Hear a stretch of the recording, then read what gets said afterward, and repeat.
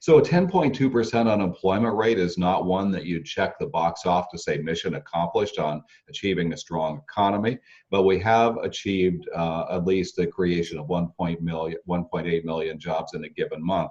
And that's not new jobs per se, that's essentially calling back people to work who had lost their jobs, whether it's in retail, food and drinking establishments representing the biggest part of all that.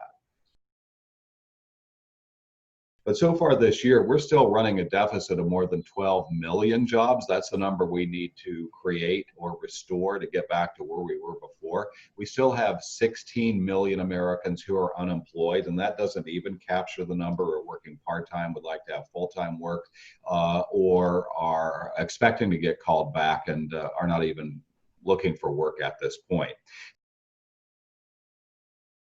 See the number of jobs being restored coming in at a falling rate. I think that we can very much correlate that to the fact that we've not been winning the war against the COVID-19 virus. The outbreaks that we've seen over the last 5 or 6 weeks have had an economic cost to them. Consumers are less enthusiastic about venturing back to, let's say, bars and restaurants if restrictions don't keep them from doing that at all. We know, for example, the theme parks aren't operating at the levels that they would have in the past. And even a cost being seen in government where there have been huge fiscal shortfalls at state and local levels where, because of the expenditures they've had to undertake in response to the virus, at the same time their sales tax revenues have fallen off precipitously. So the economy is struggling.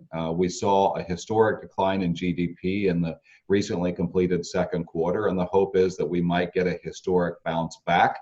But even when we do that, if we do that, we won't be at a level that was anywhere near where we were, let's say, in February before the pandemic took hold and the economy began to bleed. It's not just that the unemployment rate is elevated above the levels that we saw during the Great Recession. It's also that people are having trouble paying their rents, paying their mortgages, forbearances are being made. But in the meantime, the economy is struggling and economic growth will not get back to pre-pandemic levels for some time to come.